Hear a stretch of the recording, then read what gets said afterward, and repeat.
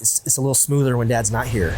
Yeah. Holidays, birthdays, Christmas, all that stuff. You just consider it not a thing, right, in your life. Were you able to be home when your first son was born? No, that's a crazy story too. My team was deploying. My son was due right at that time. So I deployed late for that deployment by like a couple of weeks, waiting for him to be born. I get a couple of nights with him and I'm like, awesome.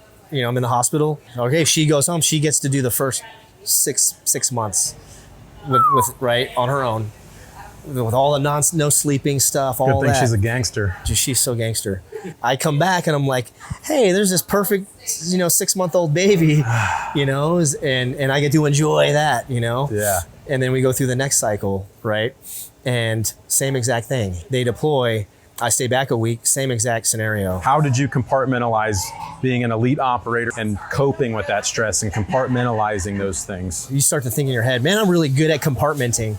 And then when you're done, you go like, nobody's ever good at compartmenting. It's just what you have to do. It's the only way, because if you can't compartment it right, it's going to affect you when you're in moments of combat or training or like whatever in that life. And then when you're at home, it for sure affects your home life to where you're not even there sometimes. So if you don't compartment it, your family's like, dude, dad's not even here. And that's what it was like most of the time, I think, for my family. Did you have to do any parenting virtually, being away from the kids? You're on deployments, you're talking with your wife, there's maybe a situation or even just communicating with your kids while you're gone. I mean, yeah, absolutely. Having them start to understand, like getting to ages where they start to realize dad's not here or dad's leaving again, or I'm not going to see him for a while. That's the reason I got out, was because my older son started to realize that time, man, most of the time dad's not here.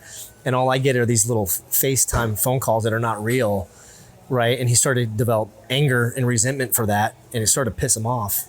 When I was trying to be a dad through the phone, I could see that he was pissed. One thing that can happen is such a struggle for operators is then when you're home and you're actually physically there, you're trying your best to dad in those brief moments, and it sometimes breaks the family apart more because you're like intruding on her system.